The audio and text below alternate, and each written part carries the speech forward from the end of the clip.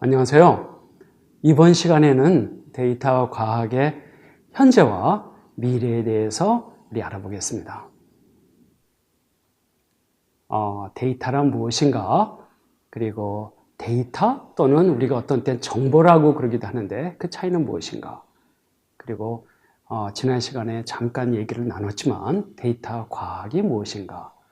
그리고 이제 점점 모든 것이 데이터화되는 세상에서 데이터 과학이 어떤 역할이나 또 의미가 있는가 그런 얘기들을 나눠보도록 하겠습니다.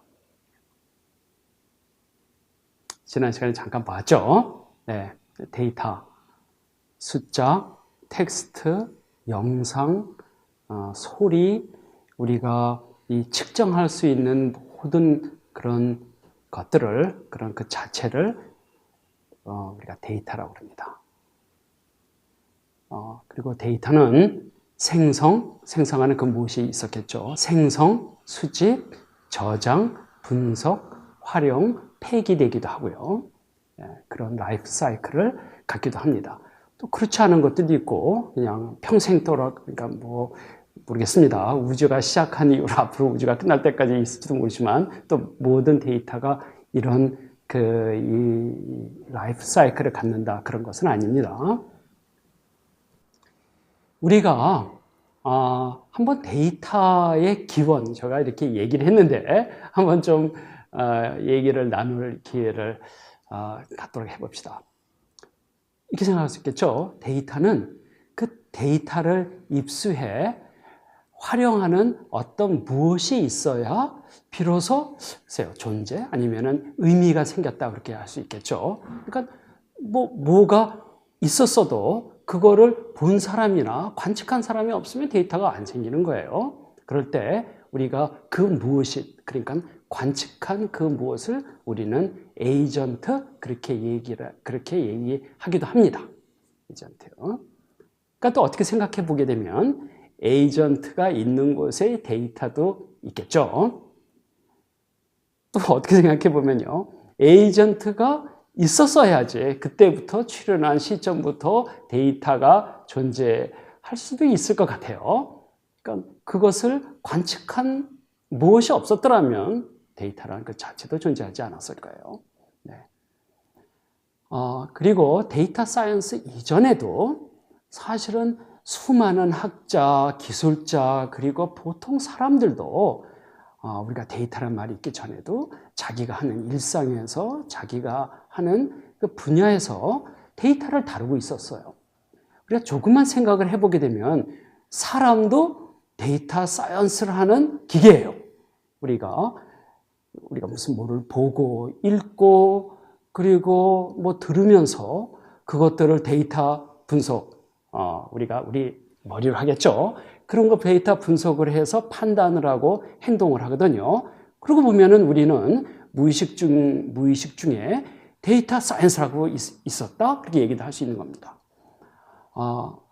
그렇게 생각을 해보면, 앞으로는 이제 사람 또는 우리가 배우는 이 데이터 사이언스 말고 그냥 무생물체인 로봇이나 또는 인공지능이 데이터를 주로 다루는 그런 에이전트가 될 가능성도 많다고 저는 그렇게 생각을 합니다.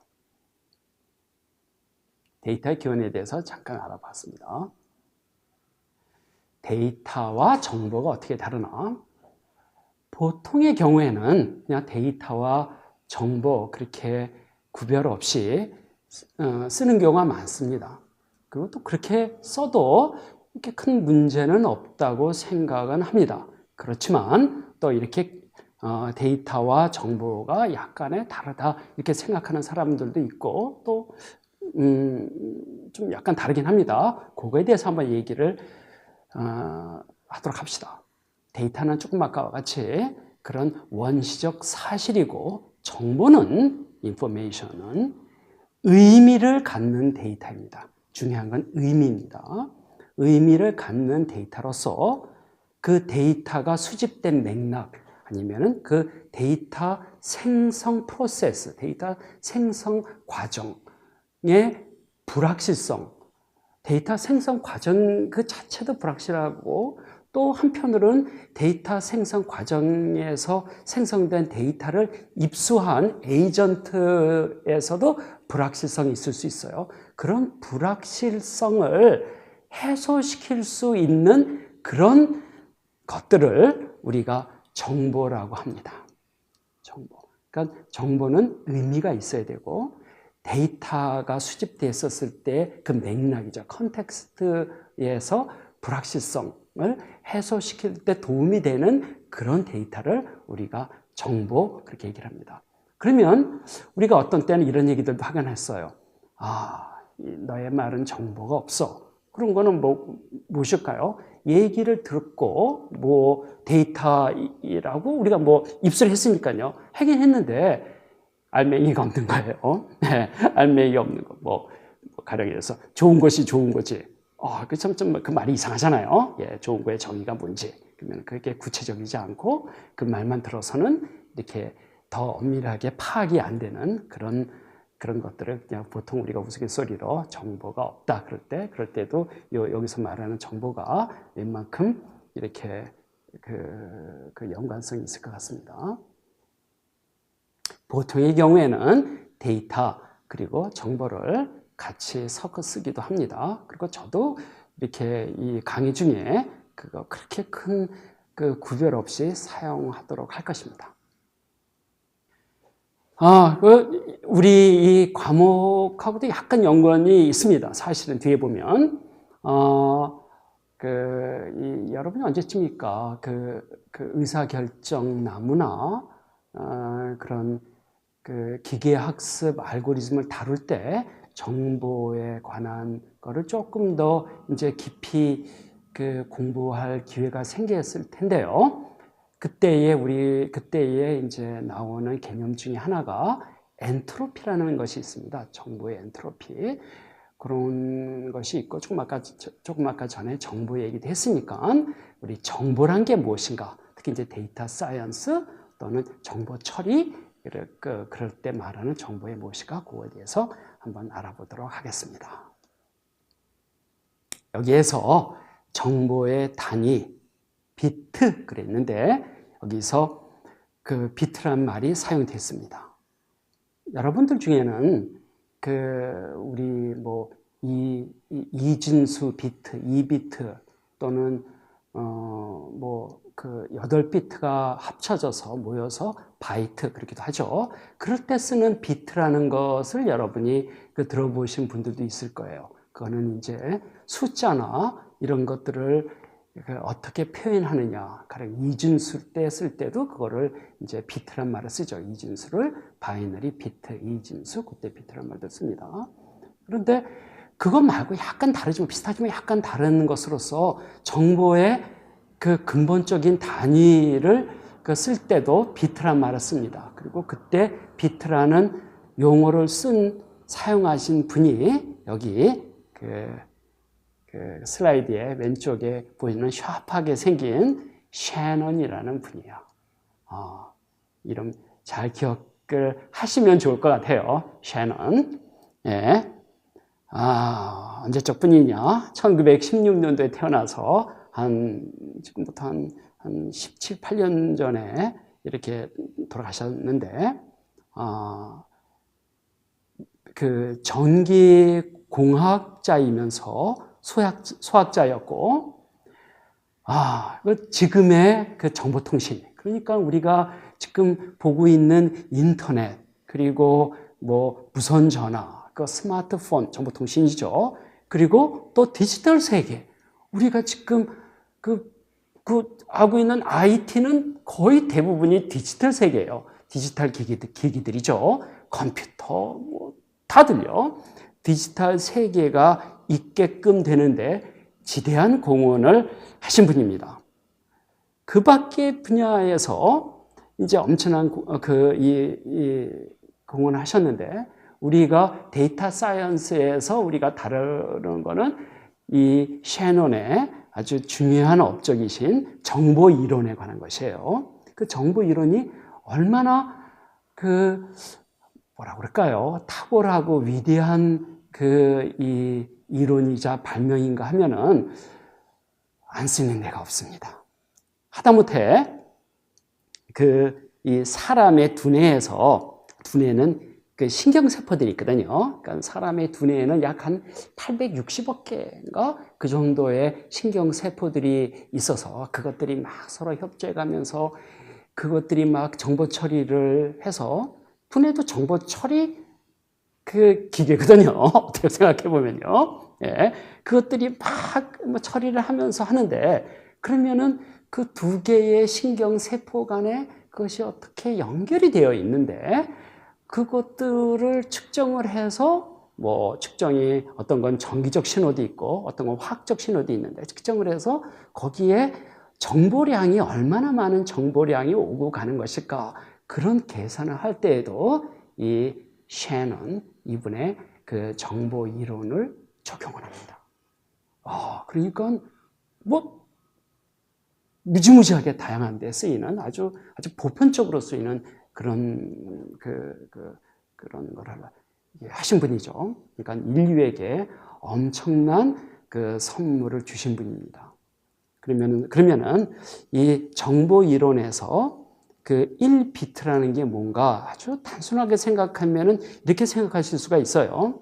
가령 여기에 그 아래쪽에 어떤 그 에이전트가 있을 때 노란 얼굴 이렇게 생긴 게 있을 때 이 친구가 내가 그 위쪽으로 가야 될까? 아니면 아래쪽으로 가야 될까? 그 어느 쪽으로 가야 될지 잘 모르겠고 그 현재 내가 알고 있는 것은 내가 어디로 가야 될지 그것이 반반이야. 이쪽으로. 내가 반반의 확률로 이쪽으로 가야 될지 저쪽으로 가야 될지 잘 모를 때 이 정보 이론의 가장 기본은 그러니까 1비트의 정보량이 무엇인가 하는 거는 이럴 때 1비트의 정보량을 탁 주게 되면 이 원래는 반반의 확률이었던 것이 이 에이전트가 어느 쪽으로 가야지 그 현명한 방법이다, 맞는 방법이다 하는 그 정보를 제공할 수 있는 정보량이 1비트다.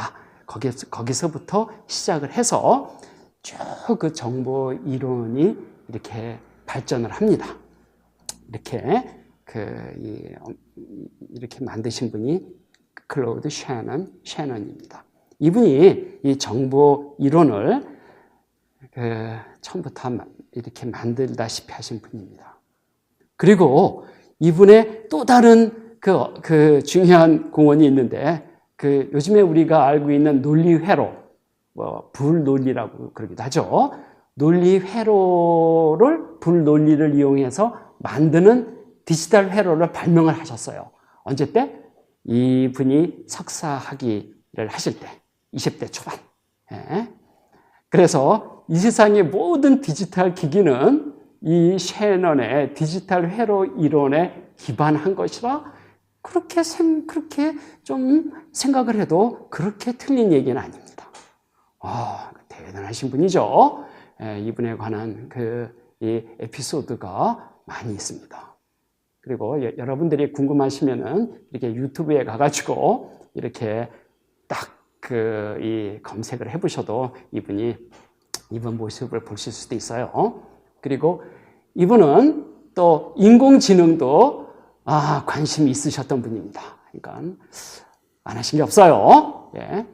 그래서 인공지능의 처음 태동기 때 인공지능도 이렇게 참가하셨던 그런 분입니다. 그러니까 참 뭐라고 말할 수 없는 그런 판타스틱한 공학자이며 그런 수학자입니다. 이분이 인공지능을 하시면서 미로 찾기에서 막 이렇게 재미있는 그런 장난감 같은 거를 만드셔가지고서 하는 것이 요 아래 이렇게 URL에 이렇게 찾아가서 보시면은 이분의 목소리와 그런 거를 이렇게 들으실 수 있습니다.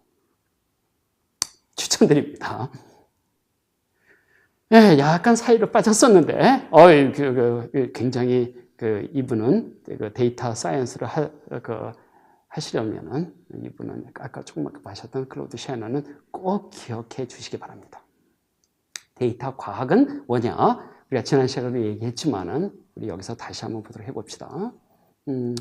지난 시간에 많은 얘기를 했는데 기본적으로는 이 전산학 그리고 수학, 통계학 그리고 전문 분야의 지식들이 합쳐서 만든 그런 융합적 학문 분야다. 그렇게 얘기를 했고 좀 더 구체적으로는 그 데이터 과학은 빅데이터 시대 요즘에 이렇게 복잡하고 그리고 그냥 또 데이터량도 많고 그리고 데이터도 이렇게 정확하지 않고 뭐 이런 그런 데이터들을 그냥 수집을 해서 그리고 다양한 가공 과정을 거쳐서 그리고 분석, 해석을 해서 유용한 지식이나 솔루션들을 구해 실제 생활에 적용하는 기술 및 방법, 그렇게 우리가 데이터 과학이라고 얘기를 합니다.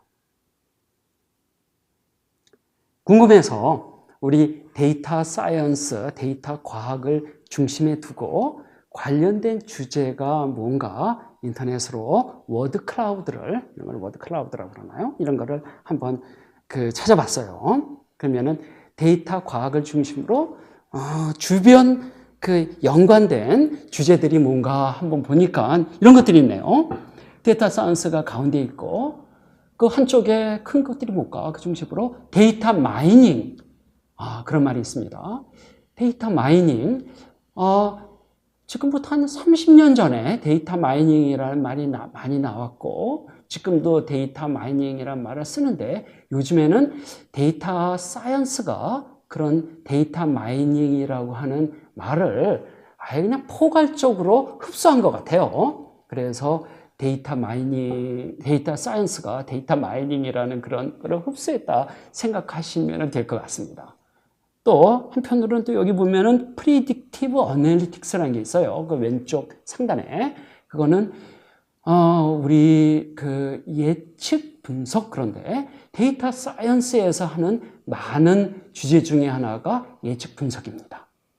그런 거니까 데이터 사이언스하고 예측 분석은 서로 다른 게 아니고 그 예측 분석은 데이터 사이언스의 역시 한 분야이다. 그렇게 생각하시면 되고요.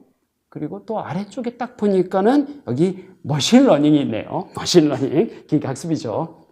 전 시간에 얘기했는데, 잠깐 여기 볼까요? 이렇게 여러분이 보시게 되면 그 컴퓨터 사이언스와 그리고 수학과 통계학에 겹치는 부분이 여기서 머신러닝 그렇게 나왔는데 저는 이 말에 꼭 동의하지는 않지만 뭐 이렇게 생각해도 아주 틀린 말은 아닙니다. 그렇다시피 이 데이터 사이언스, 특히 요즘 데이터 사이언스는 머신러닝, 기계학습이죠. 그 이론, 그 알고리즘을 많이 활용들을 합니다. 그리고 또 뭐가 눈에 보이는 게 있나요? 저기 보니까는 또 아래쪽에 빅데이터가 있네요. 그렇죠. 아까 빅데이터 시대의 분석 그렇게 얘기했으니까 빅데이터 관련되고 있고요. 그리고 또 패턴 엔지니어링, 패턴 인식. 그렇죠. 그 패턴을 찾는 것이기도 하니까요. 데이터에서 계속해서 보이는 패턴이 뭐다. 그런 것들이 데이터 사이언스에서 행하는 중요한 방법론 중에 하나거든요. 그리고 우하단에 비주얼라이제이션, 시각화죠. 시각화, 사람들을 설득하고 그리고 통찰력을 얻기 위해서 우리가 그 시각화 그 테크닉을 쓰고 시각화를 우리가 하거든요. 우리가 이거는 우리 이 과목 한 저 뒤편 쪽에서 우리가 다룬다고 이렇게 얘기를 했습니다. 할 것이고요. 그리고 뭐 모델 뭐 그런 말이 있고 그렇습니다. 예. 이렇게 데이터 사이언스는 지금 방금 여러분들이 이 슬라이드에서 보신 것과 같이 기계학습, 시각화, 빅데이터, 예측 분석, 데이터 마이닝 이런 것들하고 밀접하고 그런 그 기술, 지식들이 융합돼서 나온 그런 학문 분야입니다. 그러면은 데이터 과학이 왜 요즘 들어서 그렇게 더 그 사람들 말에 오르내리는지 한번 알아보도록 하겠습니다. 데이터가 많이 생겨서 그렇습니다. 그리고 복잡하고, 그리고 두 번째는 데이터 생성 과정, 많은 데서 우리가 데이터를 만들어내고, 그거를 만들어낸다는 것은 그것을 우리가 입수하고, 그리고 수집한다는 얘기죠. 얼마나 데이터가 많이 생겨나는지. 이제 여러분들이, 금방 아실 수 있을 거예요. 예를 들어 한번 봅시다. 이거는, 어떤 사람의 유튜브 개인 페이지입니다. 잘 가서 보는 건 아닌데, 유튜브에서 하는 개인 활동이에요. 여기 보게 되면, 여러분들이 유튜브에서 당연하지만, 유튜브나 모든 데서 이렇게 로그인해가지고 들어가다 보면요. 당신이 무슨 거를 좋아하는지, 무슨 토픽을 좋아하는지, 당신이 구독자가 뭔지, 그런 것들이 전부 다 보이죠. 그래서 유튜브는 그런 자료들을 전부 수집들을 하고, 그리고 여러분들이 유튜브를 만들면 거기에서 어떤 사람들이 그거를 보는지 수집을 해서 또 한편에 추천 엔진을 돌리면서, 시청자들이 보는 그 화면 옆에, 그 광고도 거기에 맞는 광고도 올리고요. 제가 이런 광고들은 저는 전혀 관계가 없거든요. 그런데 이런 광고들이 유튜버가 올려서 이렇게 하는 거예요. 그러니까 여러분들이 그런 걸 하시면서 하는 모든 활동들이 기록이 되는 겁니다.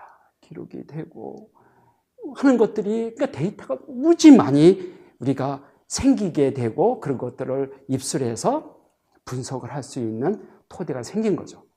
그래서 이런 거를 여러분들의 모든 것이 데이터화 된다. 그렇게 얘기를 합니다. 데이터화, 우리 영어로는 그거를 데이터피케이션 그렇게 얘기를 합니다. 데이터화, 모든 것의 데이터화 됐기 때문에, 데이터가 많아지니까 데이터 사이언스가 할 일이 많아진 거죠. 개인 활동이 한 가지가 있고, 조금 아까 보듯이 이제 소셜 네트워크이죠.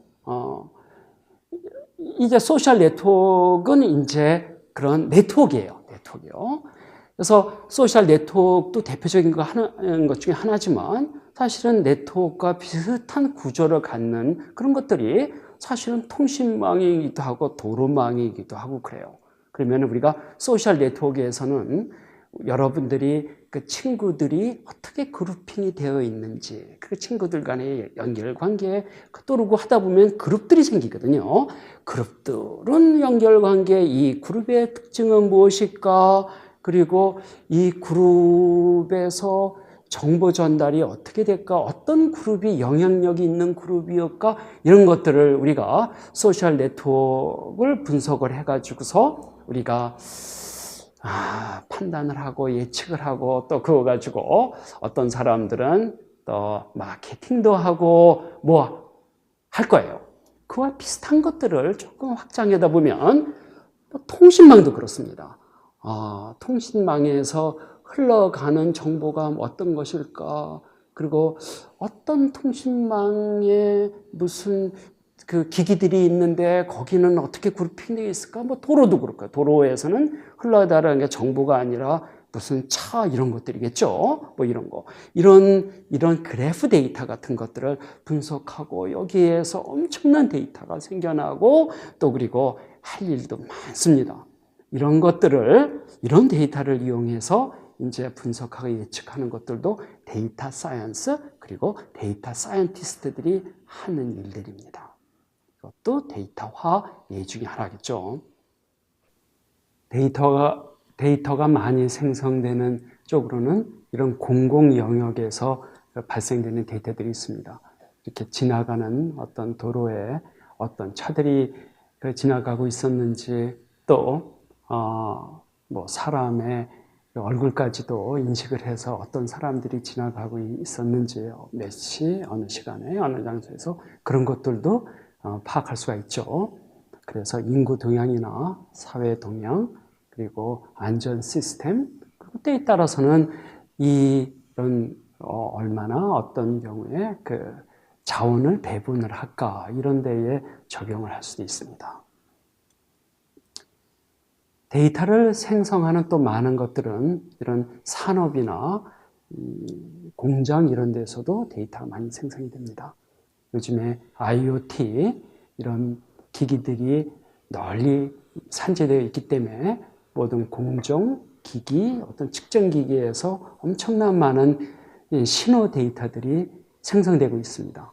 그런 걸 통해서 공장이나 그런 데에서 프로세스 관리, 그리고 뭐 이상 탐지, 그리고 기기들의 고장 예측, 또 기기들의 수명 예측 이런 데에도 그 데이터 사이언스 기술들이 사용되고 있습니다. 그리고 또 이제 수많은 고객 정보들이 파악되고 있습니다. 가령 어떤 고객들의 이동 경로들을 이렇게 우리가 수집해서 분석을 한다던가, 그리고 이제 그런 것들의 날짜별 이동 경로 그런 것들을 하게 되면은 이 사람이 어디 가서 무엇을 하고 어디 가서 무엇을 먹고 뭐 이런 것들을 할 수가 있고, 그리고 또 어떤 쪽에서는 저런 정보들이 많이 쌓이게 되면 도로망을 어디를 확충시켜야 될까 이런 것도 할 수가 있고, 그러니까 고객 행동 분석이죠. 그래서 이런 데이터들을 분석해서 마케팅에 적용할 수 있는 그런 기회들도 생기게 됩니다. 데이터 사이언스에서 하는 과제들 중에 한 부분들입니다. 또 수많은 데이터, 화되는 것들 중에는 그런 이벤트들을 우리가 수집을 해서 이 연관 분석을 한다던가, 이 슬라이드의 예는 이렇게 결혼에 관계된 것들인데, 결혼 준비와 관련 업종들 간의 연관도를 이렇게 도시해 본 건데요. 참고로 참 시각화가 썩 볼만합니다. 결혼 준비를 할 때 백화점도 같이 많이 연관성이 있는 것 같고, 백화점에 가서 무엇을 샀는지 모르겠네요.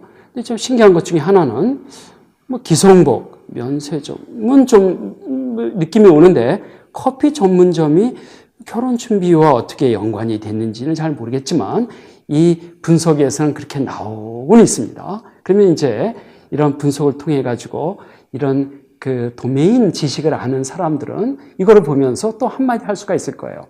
또 어떻게 통찰력을 얻을지도 모르고요. 이 결혼 준비하면서 커피 전문점에 많이 가서 들리는지, 하여간요, 가령 뭐 그런 얘기들 할 수도 있겠죠. 그렇게 해서 궁극적으로는 이런 마케팅이나 또 어떤 경우에는 공급망 분석에 이 데이터, 이 결과, 데이터 사이언스의 결과가 쓰일 수 있습니다. 이렇게 그 데이터 사이언스가 이제는 안 쓰이는 데가 없습니다. 데이터가 생성되고 그 데이터를 수집하고 그런 데는 잠재적으로 데이터 사이언스 그 기술들이 다 쓰이고 데이터 사이언티스트들을 기다리고 있습니다. 네. 이 슬라이드는 관련되었지만 잠시 빅데이터, 우리는 빅데이터를 뭐 거기에 관련된 기술을 뭐 깊이 하지는 않지만 우리는 빅데이터 가 모은 데이터들을 우리는 주로 분석하는 것을 다루지만 빅데이터가 무엇인가 하는 것을 그냥 한번 잠깐 좀 얘기를 나눠보도록 하겠습니다. 왜냐하고 하게 되면 여러분들이 다뤄야 될 정보들 중에 많은 것이 이런 빅데이터이기 때문에 그렇습니다.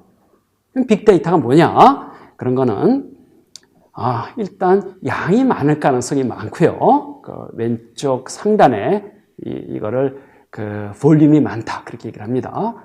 많은 양에.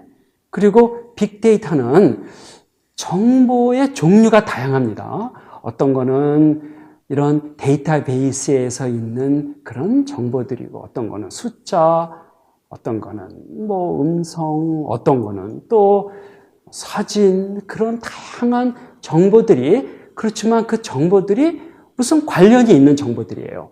서로가 관련이 있는 정보들을 전부 다양한 정보들이 들어올 수 있고, 다양한 형태의 정보들이 들어올 수 있고, 게다가 굉장히 빠른 속도로 확 이렇게 들어올 수도 있습니다.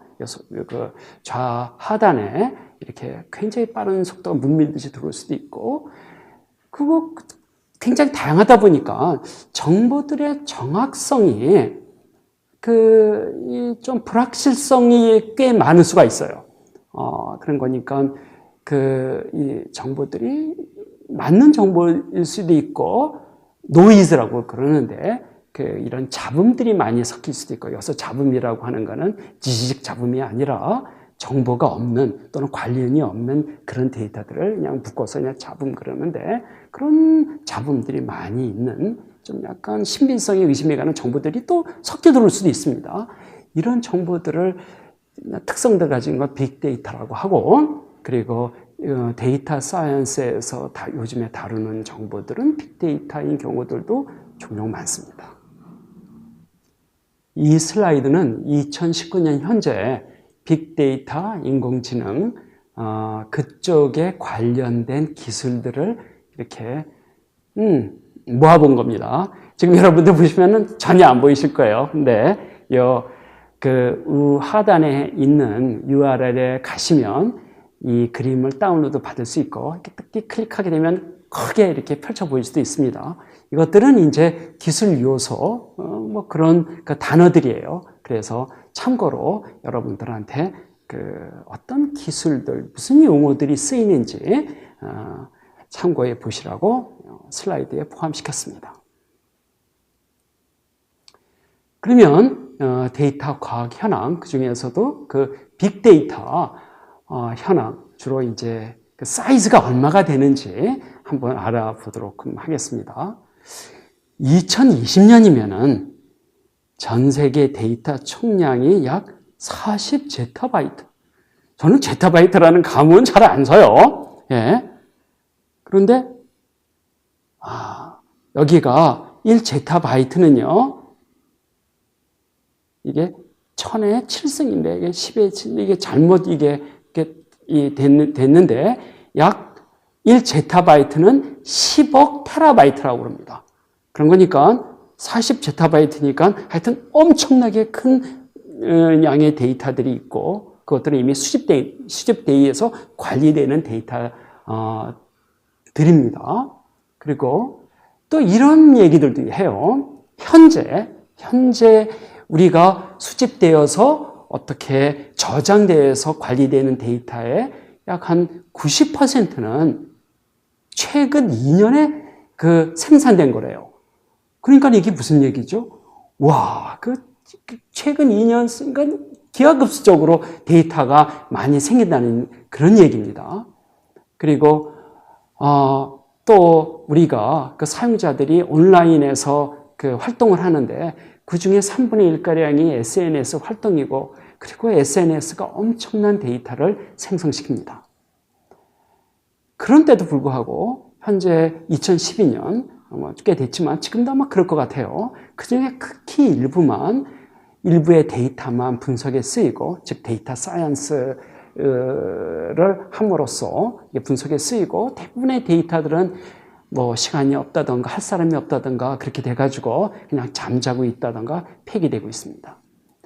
그리고 지금도 엄청난 양의 트위터가 생기고, 그렇지만 한편으로는 지금 현재 97% 이상의 조직과 단체들이 빅데이터나 인공지능에 이미 투자를 했거나 또는 투자를 고려하고 있는 상황이고요. 그리고 금년에는 빅데이터, 데이터 또는 데이터 사이언스 시장이 금년에도 한 20% 이상 굉장히 성장을 예상하고 있고, 앞으로 이제 2023년이면은 빅데이터 분석 시장, 그러니까 데이터 사이언스 시장이기도 하죠. 시장이 전 세계적으로 약 1000억 불에 달할 것이라고 그렇게 예상되고 있습니다. 전 시간에도 잠깐 보았지만 데이터 사이언스와 연관되는 학문 분야로는 데이터베이스, 또 그리고 비즈니스 인텔리전스, 통계학, 기계학습, 데이터 마이닝, 인공지능, 빅데이터, 예측 분석, 시각화, 이런 것들이 데이터 사이언스와 관련된 분야들입니다. 데이터 사이언스는 이런 지식 아래에 있는 관련된 지식 분야들, 학문 분야들을 다 포함한다, 또는 그런 분야들을 활용하고 있습니다. 이번 시간에는 그래서 우리가 데이터는 무엇인지, 정보는 무엇인지, 그리고 그 차이는 무엇인지 살펴보았고, 데이터 과학은 무엇을 하는 것인지, 그리고 왜 최근 들어 데이터 과학이 각광을 받고 있는지, 그리고 데이터 과학을 둘러싸고 있는 생태계는 어떤지 살펴보았습니다. 네, 고맙습니다. 네, 오늘 강의 이것으로 끝입니다.